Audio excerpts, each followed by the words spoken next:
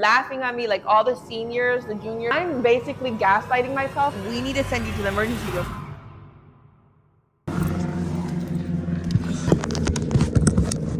I just got off of work, so keep that in mind. Today we're doing a story time. I'm literally going to go to the dollar store.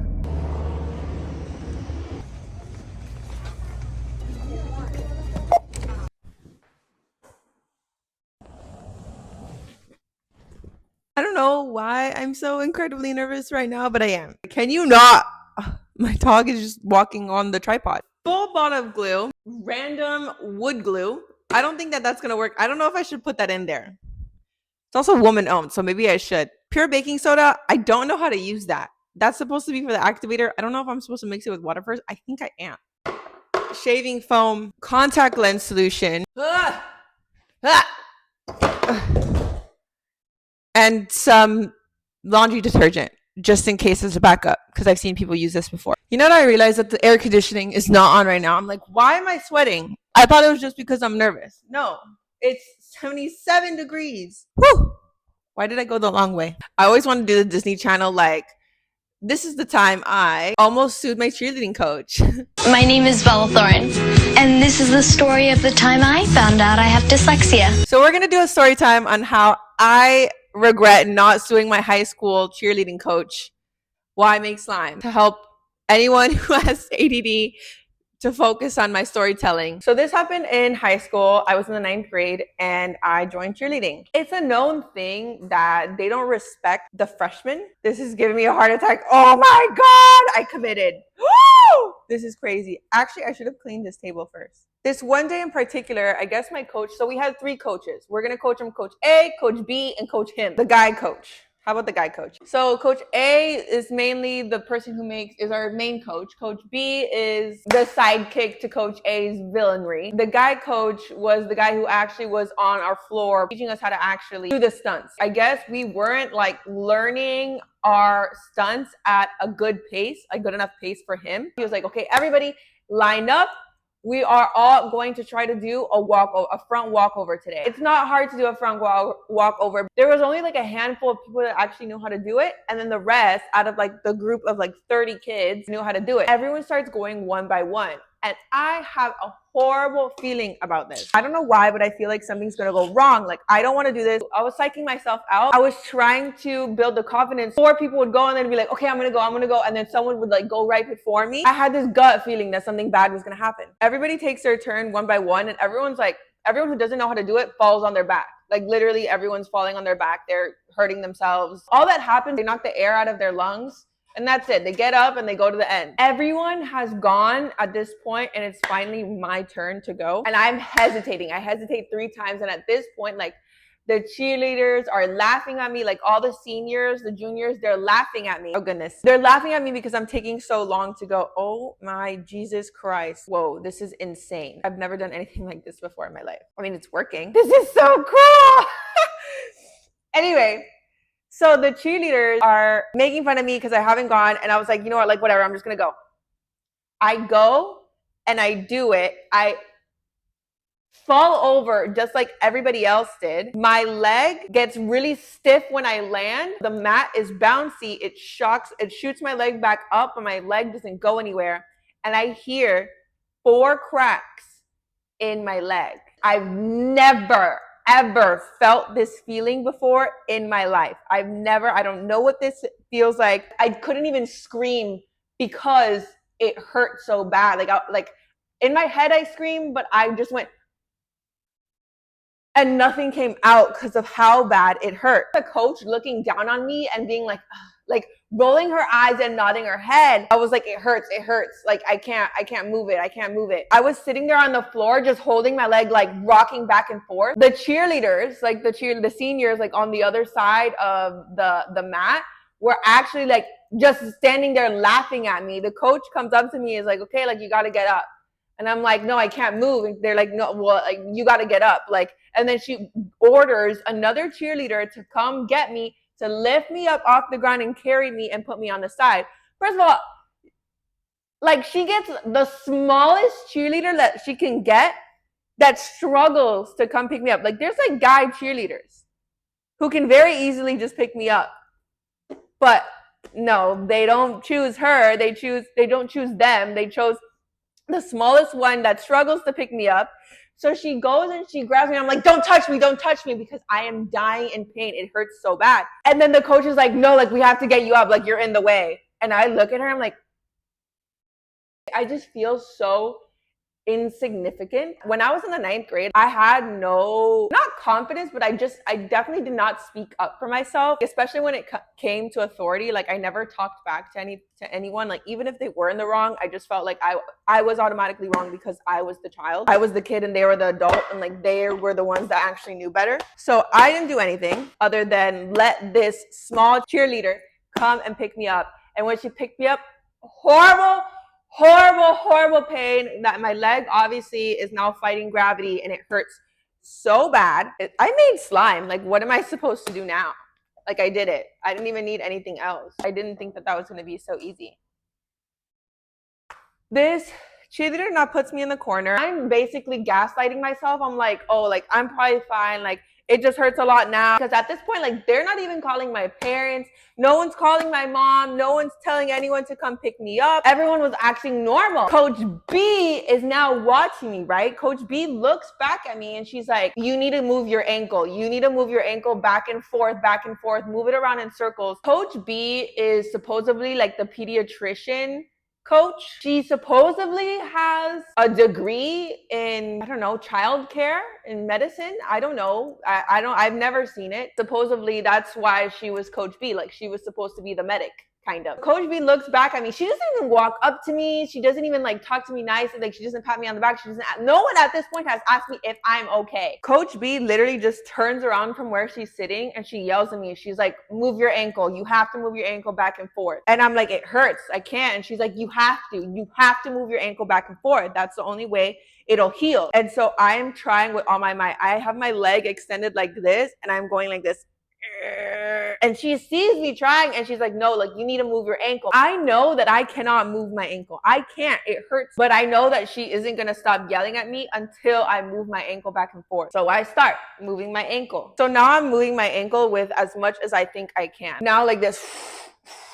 And it, like, I'm doing it only for her because I'm dying in pain. I'm gripping onto my leg, like gripping on so hard, and I'm moving this ankle back and forth. But I'm like sweating the entire time. It's killing me. It kills me on how much it actually hurts. Every time she looks away, I stop because I'm just doing it for her. It's not making me feel better. I feel like I'm not supposed to be doing it. It feels wrong to be doing it. Obviously, I'm not paying so much attention to her. I'm paying more attention to the excruciating pain in my leg. I promise you, for the next hour and a half, she looks back at me about like 10 times. Each time yelling at me, increasingly angry about me not moving my ankle. I guess the seniors and the cheerleaders make a joke that makes Coach A laugh. So I'm sitting here on the floor with my leg stretched out in front of me like this. And my coach, Coach A, is walking right in front of my foot, like not even 5 inches away from my foot. She's walking back and forth. The cheerleaders make her laugh, and I guess she's not paying attention, and she goes, ah, ha, ha, ha. And without noticing, she trips over my hurt ankle. My pain is here, but I can't move my full leg. Like, I can't. It hurts too much. My coach literally trips over my foot, and my whole foot goes. There's 15 million cracks. So it's flat on the floor. I grab my ankle and I fall on the floor with my foot. It knocked the wind out of me again. I look up at her because I'm like waiting for her to be like, for her to turn around and grab me and be like, oh my God, I'm so sorry. Oh my God. Like, what did I just do? I'm waiting on the floor, on the cold cement floor. And I look at her. She didn't even notice. She didn't even notice. If I was feeling insignificant before, I am now feeling like absolute trash. And I get my elbow, I lift myself back up, and now I'm rocking. I'm gripping my ankle. I'm rocking. Feel my heartbeat in my ankle. Persistent Coach B just turns around and is like, move your ankle. Don't forget to move your ankle. Move your ankle in circles. And again, I didn't speak up for myself. I didn't tell Coach A, hey, you tripped over my ankle. I didn't let her know nothing. Finally, it's the end of practice and all the cheerleaders are getting picked up. I'm calling my friend over to come help me. I'm like, hey, can you come help pick me up? Coach B sees this and she's like, no, don't help her. She needs to get up on her own. And I'm like, what? And then she looks at me, she's like, yeah, like get up by yourself. It's better for you if you get up by yourself. And I was like, I can't get up. Like, I can't. And then she's like, you have to get up. I use my one singular leg. My leg is straight forward this entire time. I can't bend it. I use my singular leg and I'm pushing myself to get to the wall. There's a wall a little bit farther from where I'm sitting, so I can try to use it to get myself up. She sees me crawling towards the wall and she's like, no, don't use the wall. You have to get up by yourself. And I'm like, this girl is watching me like a hawk. She is watching me like a hawk and she will not, like this. She must hate me. I don't know what I did to you, lady coach. I don't know what I did to you. I don't know why you hate me so bad. I don't know why you have this thing against me, but she hates me. She does not want me to get any help. Again, while she's not looking, I was able to get myself to the wall and I try to use it to pick myself up. It's a flat freaking cement wall. I cannot use it to get up. It is flat. I cannot grab it. I don't have any grip. There's nothing to grab onto. All I can use it for is not falling back. I'm sitting on the floor like this and I basically pistol squat up from the floor. I use my arms and I go like this and I lift myself up without bending my leg at all. And then I asked my friend again, I'm like, okay, I got up, like, can you come help me? And so I have my arm over my friend so she can help me limp on over to the pickup area. I get 2 steps in where she sees us again and she's like, no, she needs to walk on her own. Don't help her. My friend turns in her and she's like, she needs my help. She can't do it by herself. And she's like, she has to. And I'm like, I cannot walk. And then she's like, no, you cannot get any help. And at this point, I broke. I flipped my shit. I was over it. I started yelling. I was like, look at my ankle. Look at my ankle. Does that look normal to you? Turns out when Coach A tripped over my ankle and cracked it 15 million times, it actually helped me out. It swelled up double the size of my normal ankle and it turned purple. And I show Coach B my ankle. I'm like, does that look normal to you? She looks down and she's like, she's speechless. She doesn't say a word. You can tell that she gets nervous. She looks at my friend, she's like, yeah, you can help her. Okay, you can help her. And I was like, thank you. And then I'm limping out, and I get to sit down till I'm waiting for my mom. And even when my mom's outside, and she waits for me to get in the car and I'm not getting out of the car, I tell her, I'm like, I tell my friend, hey, can you tell my mom that I need her help? Like, she needs to come help me. And then she comes inside, sees me sitting on the chair, rocking back and forth. She's like, what's wrong with you? What happened? I was like, I hurt myself. I can't breathe. Anytime that I talk, it's like I'm out of breath. She was like, why didn't the coaches call me? Like, I'm so confused. And then the coach came and talked to her and she was like, oh yeah, she hurt herself, but she should be fine. Like, it's no big deal.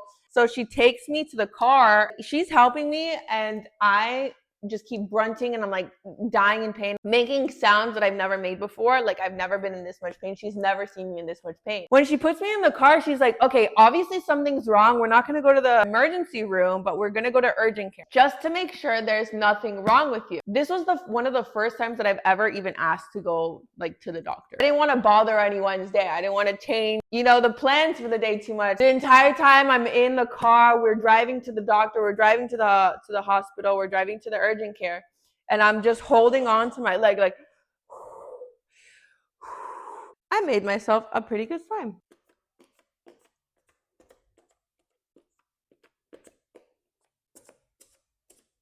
Why is it making that sound?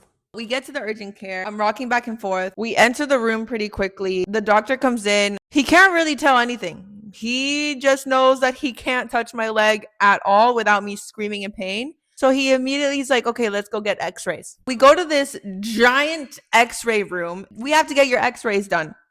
Can you walk? And I'm like, yeah, I can walk because, again, remember how I was feeling incredibly insignificant. I was at the cheerleading gym and everyone was basically forcing me to walk. So in my head, I was like, yeah, of course I can walk. And I take one step and I almost fall to the floor, but I still didn't think anything was wrong. And I tried to take another step, and the doctor was like, okay, you cannot walk. If it hurts you this bad, let us go get you a wheelchair. And I was like, oh, something's starting to like trigger in my head, and I'm like, oh, like maybe this is a little bit more serious. Like I was just coming to the doctor to be sure that I was okay. I guess maybe I'm not okay. Duh, Anais, of course you're not okay. They bring me a wheelchair and they sit me down and I get wheeled to the x-ray room. Giant empty room with just a table big enough for a body. And lift me up onto the table, and now I'm laying down on this table, but he has to move me in different directions in order to see different sides of the bone. So he first moves me on like my right side, and I'm